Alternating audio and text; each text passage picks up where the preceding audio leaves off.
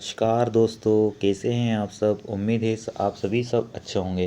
दोस्तों ऑलरेडी हमने study with Vijay Dewan YouTube channel पर चैप्टर नंबर 7 तक अशोक पिछले लेक्चर में हमने उनके बारे में देखा था, अशोक मौर्य वंश के बारे में देखा था।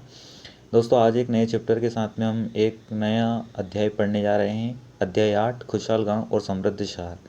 इसमें NCERT जो है हम सीरीज में ये जो है हम एक नया वीडियो लेकर आए हैं। दोस्तों इसमें जो है हम पढ़ेंगे कि गाँव के बारे में और जो शहर है उनके बारे में हम यहाँ पर इस चैप्टर में हम पढ़ने वाले हैं। अब यहाँ पर हम शुरुआत कर रहे हैं। यहाँ पे लिखा है लोहे के औजार और खेती। लोहे का प्रयोग आज एक आम बात है। लोहे की चीज़ें हमारी रोज़मर्रा की ज़िंदगी का हिस्सा बन गई है। इस उपमहाद्वीप में लोहे का प्रयोग लगभग 3000 साल पहले शुरू हुआ। महापाषाण कब्रों में लोहे के औजार हथियार बड़ी संख्या में मिले हैं, जिसके बारे में हम ऑलरेडी पढ़ चुके हैं। लोहे की कब्रें महापाषाण काल की अगर बात करें तो महापाषाण महा का मतलब महान और पत्थरों का जो युग था, वहाँ पर भी जो कब्रें थी उन कब्रों में लोहे के औजार पड़े हैं। किसी में कुल्हाड़ी प्राप्त हुई है, किसी में हथियार जो है बड़ी संख्या में प्राप्त हुए हैं। तो लोहे की बात है। करीब 25 वर्ष पहले लोहे के औजारों के बड़े उपयोग का प्रमाण मिलता है। जंगलों को साफ करने के लिए, कुल्हाड़ियाँ और जुताई के लिए भी, हलों के फाल के रूप में भी जो है लोहे का इस्तेमाल किया गया है। लोहे के फाल का इस्तेमाल कृषि उत्पादन में किया गया है। कृषि उत्पादन बढ़ाने के लिए उठाए गए कदम। समृद्ध गांवों के बिना उनके राजाओं का बने रहना मुश्किल था। जिस तरह कृषि के विकास में नए औजार रोपाई महत्वपूर्ण कदम थे, उसी तरह सिंचाई भी काफ़ी उपयोगी साबित हुई। समय के साथ सिंचाई के लिए नहरें, कुएं, तालाब, कृत्रिम जलाशय बनाए गए। तो एक इसके माध्यम से है। तो ये जो है लोहे की जो है उपयोग, लोहे का जो प्रयोग है, लोहे के प्रयोग के कारण इन सभी का निर्माण क्या हुआ, इन सभी का जो निर्माण होना शुरू हुआ। और एक कृषि उत्पादन जो है उसमें बहुत ज़्यादा इम्पोर्टेंट है। तो कृषि में जो है औजारों का काम हुआ, इसके कारण ये सारी चीज़ें हुई। ये चार्ट है, इसके माध्यम से समझ सकते हैं ना। आगे बढ़ते हैं। गाँव में कौन रहते थे। ये जो है ये खुद इतना ज़्यादा इम्पोर्टेंट नहीं है यूपीएससी की दृष्टि से। ये जो है 6 क्लास में जो बच्चा रहता है उसके लिए जो है एक्टिविटीज़ रहती है। आप इसको स्किप भी कर सकते हैं और इम्पोर्टेंट चीज़ों पे ध्यान दे सकते हैं। जैसे कि यहाँ पे लिखा है कि गांव में कौन रहते थे। तो यहाँ पर देखते हैं गांव में कौन रहते थे। इस उपमहाद्वीप में दक्षिण और उत्तरी हिस्से के अधिकांश गांव में कम से कम 3 तरह के लोग रहते थे। जो तमिल क्षेत्र था, जैसे कि इंडिया का मैप ये जो अगर बनाए और जो साउथ वाले देखें तो यहाँ पर जो तमिलनाडु, तो तमिल क्षेत्र में बड़े भूस्वामियों को वेलल्ला कहते थे। साधारण हलवाहों को उणवार और मजदूर जो भूमिहीन मजदूर थे जिनके पास में ज़मीन नहीं थी, उनको दास या कड़ेशियार कहते थे और अदिमई कहलाते थे। देश के उत्तरी हिस्से में गांव का प्रधान व्यक्ति ग्राम भोजक कहलाता था। अक्सर एक ही परिवार के लोग जो है इस पद पर कई पीढ़ी तक रहते थे। यानी कि यह पद जो था कैसा था, ये जो पद था ये अनुवांशिक था। ग्राम भोजक के पद पर आमतौर गांव का सबसे बड़ा भूस्वामी होता था। साधारणतः इनकी जमीन पर इनके दास और मजदूर काम करते थे। जो ग्राम भोजक है उसका जो पद था वो पद कैसा था, अनुवांशिक था। मतलब पिता है, पिता के बाद में पुत्र ही उस गद्दी पर बैठता था और ये जो क्रम है लगातार जो है चलता रहता था। वंशानुगत प्रणाली थी, वंशानुगत पोस्ट थी। तो यहाँ पर इसको थोड़ा सा याद रख सकते हैं प्रीलिम्स की दृष्टि से। ग्राम भोजक के पद पर आम तौर पर गांव का सबसे बड़ा भूस्वामी होता था। कौन, ग्राम भोजक। साधारणतः इनकी जमीन पर इनके दास और मजदूर काम करते थे। इसके अतिरिक्त प्रभावशाली होने के कारण प्राय राजा कर वसूलने का काम इन लोगों को सौंप देते थे और कई बार ये न्यायाधीश और कभी कभी पुलिस का काम करते थे।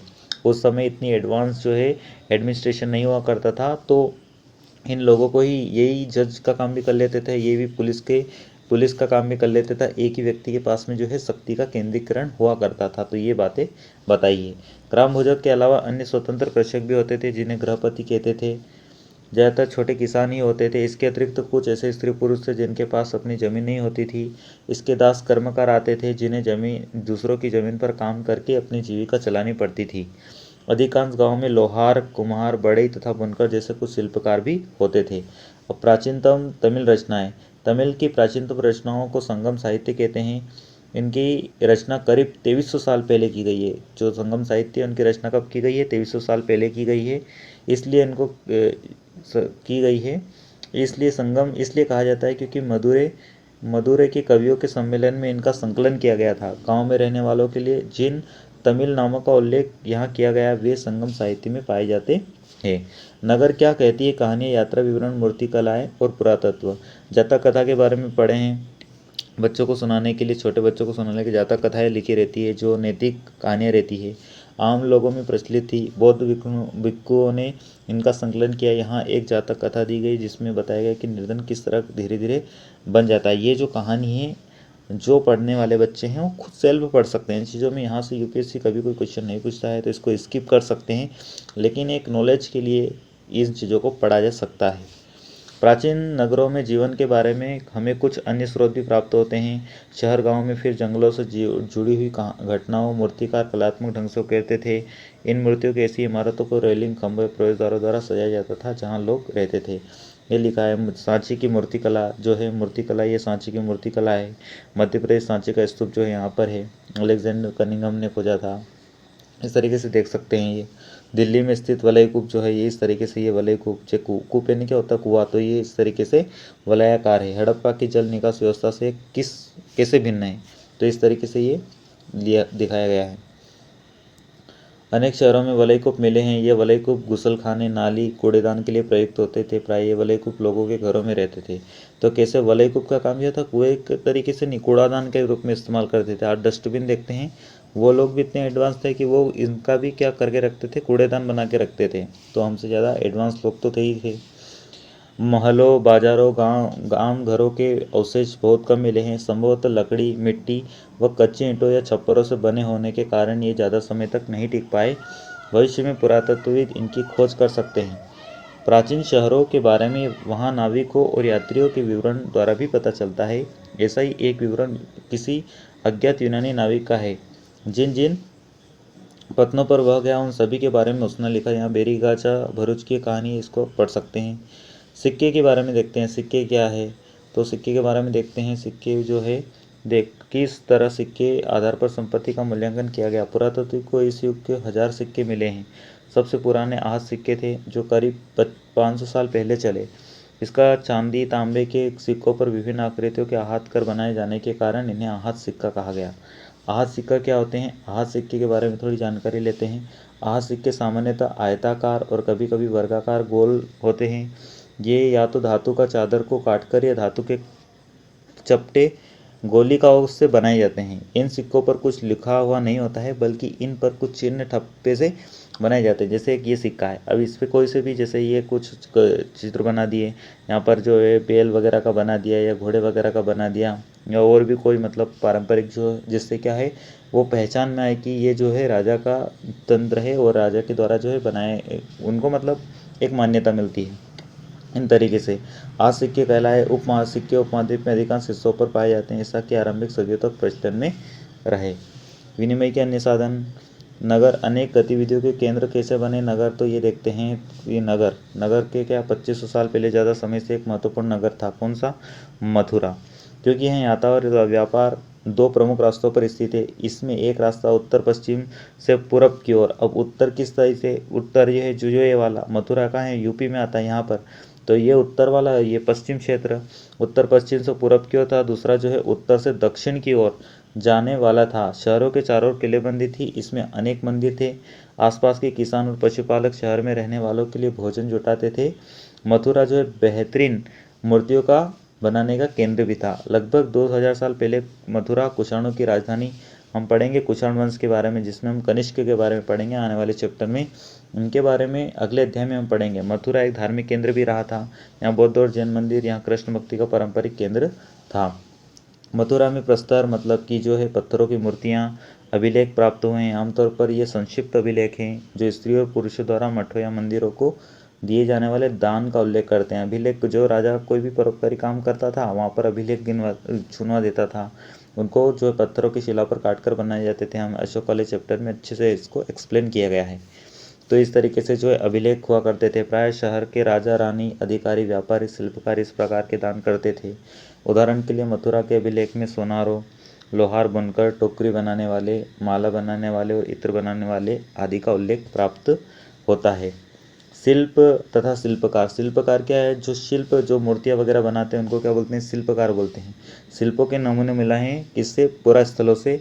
इनमें मिट्टी के बहुत ही पतले और सुंदर बर्तन मिले हैं जिन्हें उत्तर काली उत्तर काले चमकीले पात्र कहा गया क्योंकि ये ज़्यादातर उपमहाद्वीप के उत्तरी हिस्से में मिले हैं।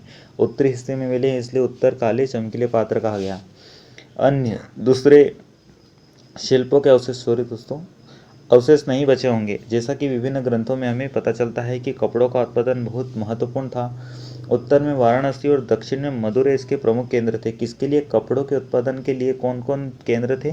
तो यहाँ पर दो चीज़, एक तो उत्तर में जो है वो वाराणसी जो यूपी में आता है, और मदुरै जो है चेन्नई जो कि आज के तमिलनाडु वाले क्षेत्र में रीजन में आता है। तो ये कपड़ों के लिए बहुत इंपॉर्टेंट है। यूपीएससी प्री में से क्वेश्चन बन जाते हैं, तो इसको ध्यान रखने में है।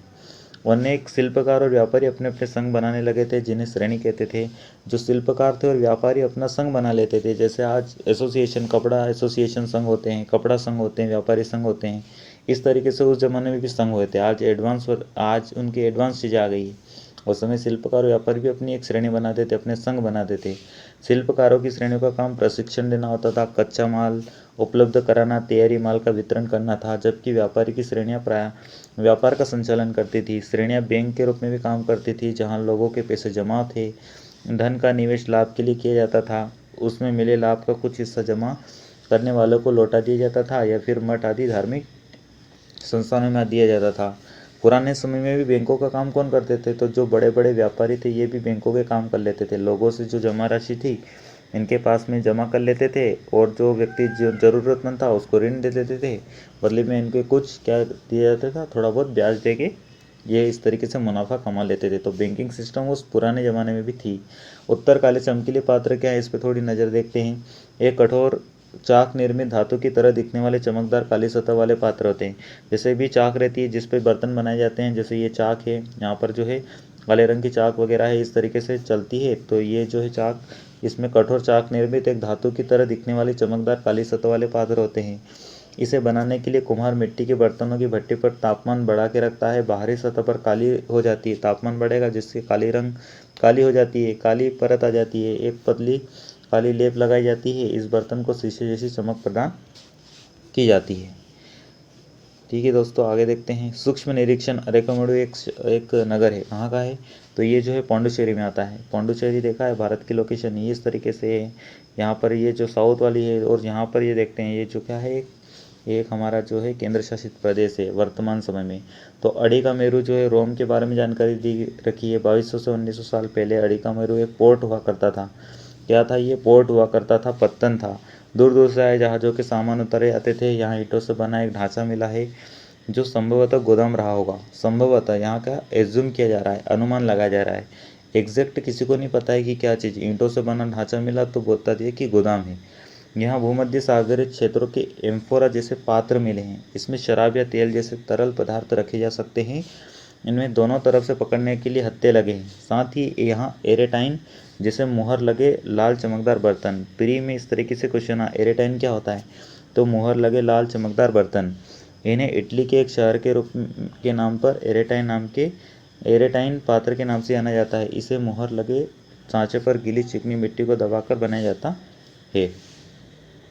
ऐसे बर्तन भी मिले जिनका डिजाइन तो रोम का था, किंतु वे यहीं बनाए जाते थे। यहाँ रोमन लेम शीशे के बर्तन था, रत्न भी मिले हैं।